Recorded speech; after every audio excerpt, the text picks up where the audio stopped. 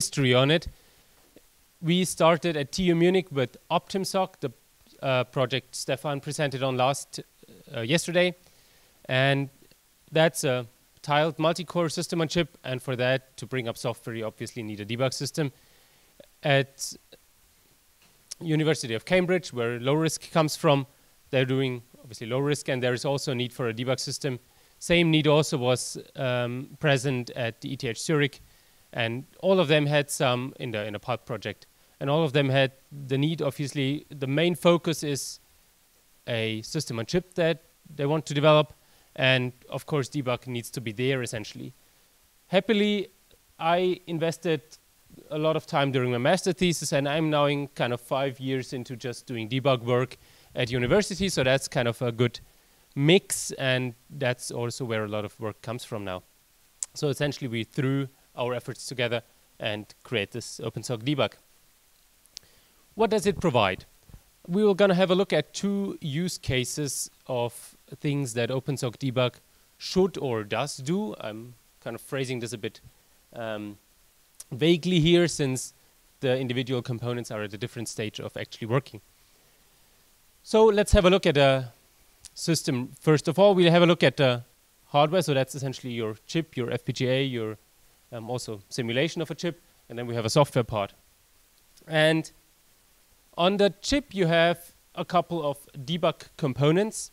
Those components, for those of you that are familiar with ARM Core Site, for example, or Nexus 5001, kind of are in a similar spirit. They connect to individual pieces of your actual system on chip, and essentially are the connectors to things that you want to observe. For example, you might want to observe the CPU to do run control debug, to stop, to set breakpoints and watch points, or you want to access the memory to load your initial software in there to read out individual addresses and things like that. We have a couple of kind of management modules, and we have some additional modules which turn out to be rather nice. For example, if you want to do bring up of your system on chip initially, and you don't have a kind of debug UART ready, or don't want to put it on your chip, you also can essentially use OpenSoC Debug to create a kind of a simulated debug UART module, which hooks up to the bus and looks to the processor just like a regular UART, but then it essentially channels out all the UART data through your existing debug connection. There's obviously needs to be some interconnect between all those debug modules. That's done by a ring network on chip by standard, but this is kind of up to implementations. And in the end, you need a host interface to get the data from here to here and the other way around. Here we're using, in this example, or in OpenSoC Debug, in the reference implementation, we always use glib, and Stefan mentioned that yesterday as well.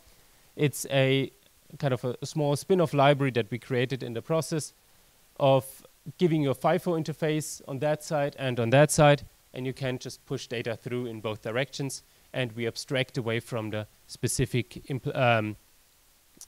transport method that is used. So right here, even though there is JTAG, it's not kind of a standard or common JTAG used that is kind of closely related to boundary scan, or the other ARM JTAG ways using that they use for debug. Essentially, in this case, JTAG is really just a transport medium pushing data through on both directions. On the host side, you have a host daemon, which allows you to connect different tools, again, just like modules on the host side. So you have a GDB server, for example, that you can connect your GDB through then, or you have a script command line interface that you can use, for example, to load a program into the memory. And you see on the different components covered by the spec are mostly the infrastructure part, so that one, the blue ones in here. You're free to implement the other things essentially as you want, and as I said, we kind of provide reference implementations for most of them. So this is an example that is hooked up to do run control debug, setting breakpoints, watch point, things like that, use the GDB to control a core. Another use case for debugging is to do tracing. Tracing means you essentially add a couple of debug modules on that side. You have a trace module here that essentially takes out instruction traces, control flow traces out of your CPUs here as well, and everything else is mostly the same. Of course, you also want to exchange the off-chip interconnect from JTAG to something more high-speed, and in glib we have, for example, USB 2 or 3 available there, and depending on what you do or what you already have available on your chip, you might want to swap that out to something that is just suiting the needs of your FPGA, your possibly even ASIC design. Let's see. So what happened since the last time we looked at SoC Debug, which was at ORConf last year? So we have doing a huge amount of work on the specification, reworking that. There is still a lot of work to be done. But that's what's happening. We have fixing a lot of bugs, actually annoying to find bugs in the hardware reference implementation, and this also still has a long way to go. And I'm currently doing major work on the host software implementation. And yes, we're good. I will give you a quick glimpse of what that is currently the motivation of what's going on here.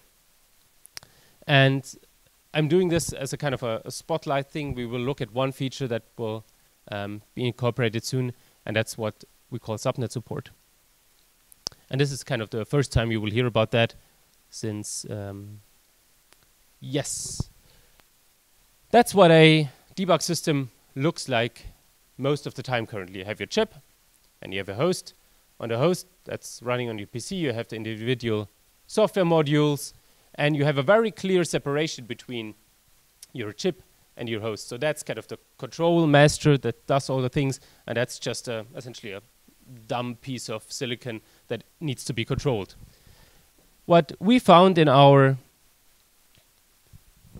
research, that's not always what we want to have, and actually not the best way forward for a couple of reasons, and we'll look into that in a second. So one problem here is if you have multiple tools that you want to access the chip at the same time, meaning, for example, you want at the same time to log traces or do a run control debug on another core.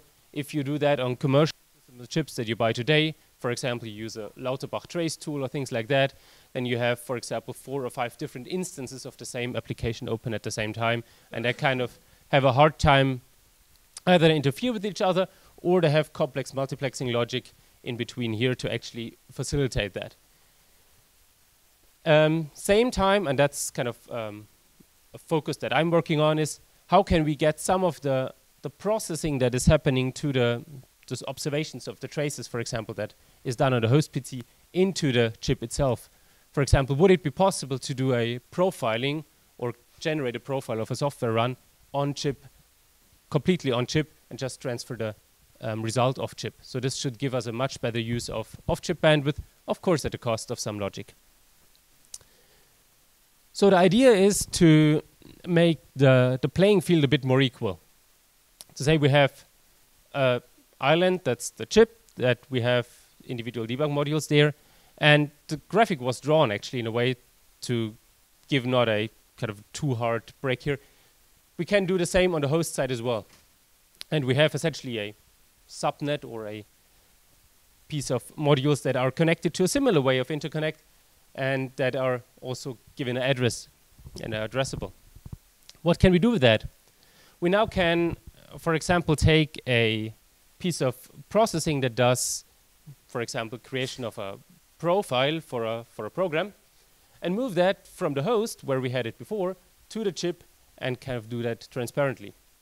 We also can do a direct connection. So the trace logger, for example, only needs to access some of the modules that are available in the debug system, so they can communicate directly and don't need to have complex multiplexing infrastructure in between. So that's kind of the ideas that we're looking into. Another thing is multi-chip debug.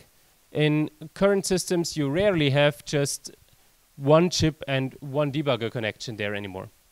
You want to have, for example, 2 dies that are in the same package that essentially you want to debug as one system. You also want to have, if you have those small IoT devices, maybe 2 or 3 devices that are tightly connected to each other, and essentially they form a sensor network that you want to debug together. So things like that we're exploring, and we are currently putting the basic infrastructure in place to do that. Challenges are always there. One of them is, especially for the host side, we want to add debug modules or things like on a host side that a debug module would be, for example, a profile or a coverage tool, things like that. We want to add that dynamically at runtime, so you don't have this very static debug system anymore that you have, for example, in core side and others, but you have now some dynamicity. With that, obviously, there comes a huge can of worms. One of them is, for example, if you connect two systems together, how do you figure out how to address the individual modules, how to assign subnet addresses dynamically, things like DHCP and the Ethernet world, just hopefully a much easier way on that. So, that being an outlook on things that are currently in the prototyping work in progress stage. Now let's get back to real day-to-day work of what OpenSoC Debug features will come next. So what's up in OpenSoC Debug in the next year, definitely? So there will be significantly more testing and verification on the hardware part. The reference implementation currently is lacks a lot of kind of testing. So we're doing some work actually integrating a lot of CocoaDB test benches in this regard. And there is where we get some waking up on the first try. Good morning. So we also moving towards a much more robust software implementation on the host side. The current implementation is doing very well for our prototyping purposes, but it shows actually the scalability limits when you get to multiple gigabits of traces that you need to push through.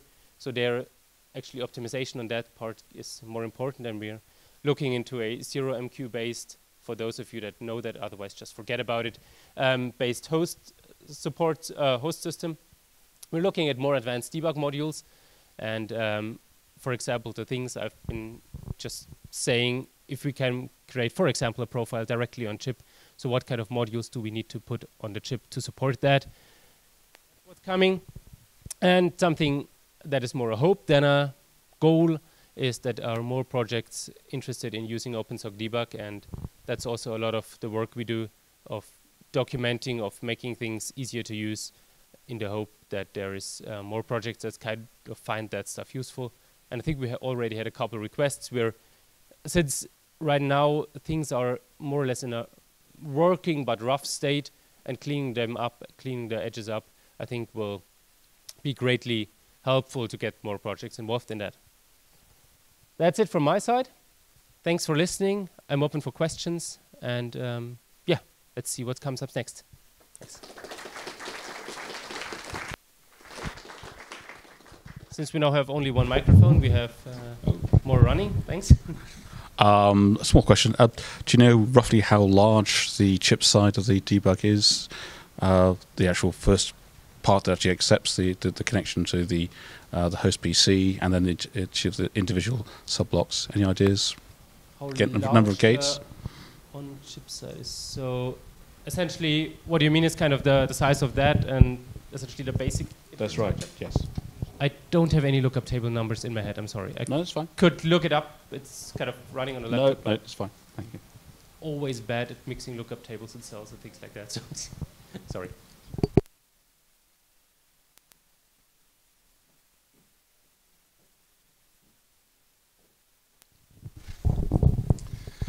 I love this diagram. Actually, I was going to refer to the one very similar to this one with the JTAG in the middle. Is this an FPGA agnostic architecture? And I ask that specifically because I find the JTAG seems to be easily accessible on the Altera Terasic boards, and I haven't found a way to do that yet with the Xilinx boards. It seems like the easy interface to get a hold of is the UART interface, and I'm not quite sure how I'd get access to the JTAG interface. So is this more focused on Altera, or do you know something about Xilinx boards that I don't? So it's FPGA agnostic, but for different reasons than you hoped, probably. It's, for example, so in the end, glib is, as I said, kind of a transport encapsulation.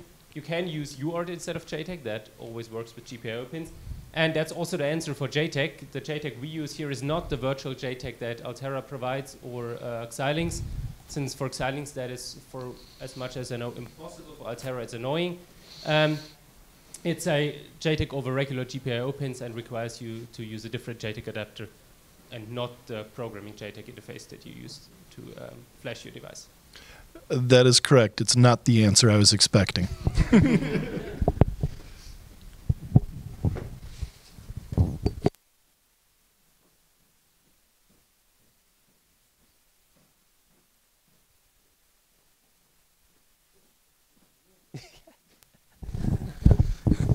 So from the first drawings, it looks very much like you're reinventing OpenOCD, but then I guess you have different requirements than OpenOCD can provide.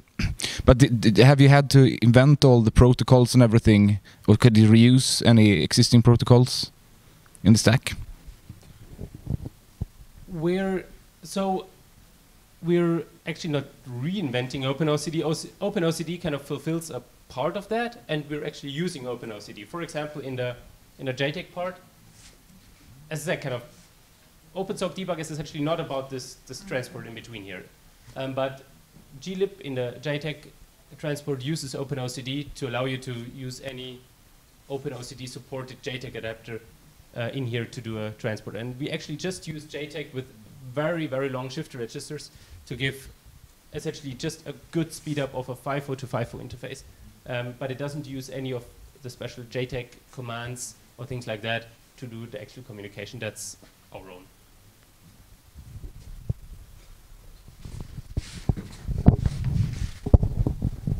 Is the low-risk project using your reference implementation of these components? Yes. Actually, most of the reference implementation is written by Y and Stefan and me, and essentially, so that's where it comes from. You can do some running as well. Thank you. Little question. Can you use this with the hard processor on SoC chips, or is this just targeted to soft cores on FPGA logic? Can you use that with hard IP cores? Partially. That problem is of course, you need to get access to the CPU you're trying to observe. Mm-hmm. That means for run control debugging, you need to have some way of setting breakpoints and stopping the processor at some point, things like that. That usually is available. I'm not a perfect expert on that. For tracing, it's a bit more tricky. And if you have a soft core, access to the core is rather straightforward. Essentially, you need the program counter, and you need one or two registers that you want to take out of the program. That's not available in the regular hard cores that I know of. Mm-hmm. What you can do in, for example, ARM hard cores, they provide you essentially a core side access to the kind of a core side encapsulated access to the core, and you could wrap that and try to get it into here. Mm-hmm. From the To say core side core access for ARM cores, it's very simple. It's an HV type bus, and you can see everything on a private bus, and then externally to the authorized core side. Exactly. Mm-hmm. So essentially, if you have core side X, you at least get the compressed traces that core side gives you. It doesn't give you essentially the traces that would be kind of compatible with that here. That's sufficient for many cases if you want to just take the core side compressed traces and get them out. If you want to do more sophisticated things that we usually look into, kind of do on-chip trace processing, then those compressed traces that you get out of core side are typically not what you want to. But your mileage may vary in this regard. Okay.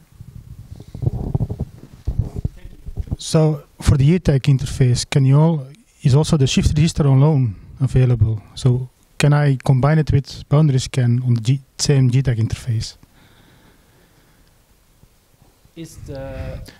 So JTAG is actually a protocol where you have different shift registers, and can this be as one of the shift registers and still use JTAG for boundary scan on the same JTAG interface? Do that. I've never tried that, and I never invested more than 2.5 minutes into that. But it should be possible in theory. Yes. But you say, is the source code available, or is it just freely usable?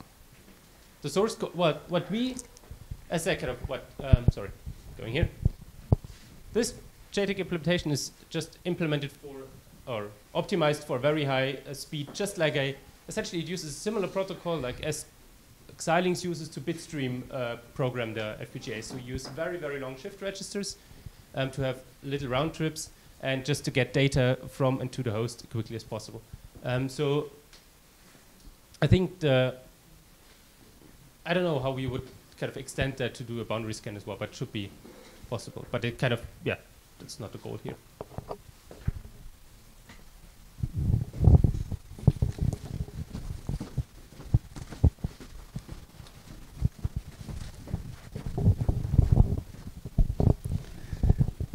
Yeah, my question is which hardware are you targeting for debugging at a host? Like which connection are you targeting for between host and device? Whatever we need. Kind of, as I said, the goal is here not the off-chip transport. That's kind of a necessity. And what we have right now is, as I said, kind of FX3 USB 3, so that can get you to essentially any FPGA or whatever that kind of you can hook a FX3 up to, and the host side is then completely agnostic since it's using YILP USB. Same for USB 2, JTAG and UART usually work whatever you have available. I'm just asking because I would like to know what is the preferable option or what I would have less problems with. So that's why I'm asking. So you say it does not make a big difference? I don't think there's any I/O that does not make problems.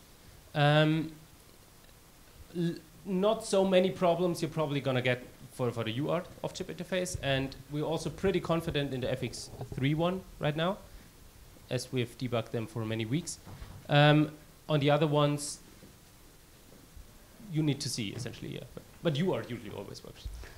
Yeah, but I mean, USB 3 should be very nice, so you have a nice speed, so that's good. Because otherwise, actually, with regular JTAG, using OpenOCD, I had some debugging sessions, they were like unbearable.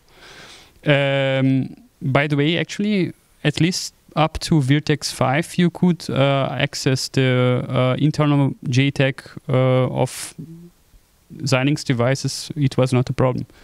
You just had to know how they are called. The problem wasn't accessing them from within the device. Without. Yeah. Maybe we can take it offline. I also don't remember all the details. I know that we extensively looked into that and ran into some problems there. I'm not sure exactly where they were anymore. This is kind of 3 years ago. Yeah, let's probably maybe take it offline. Maybe I can remember it. But thank you. Thanks. I think we're at the last question since we need to move on. Thank you.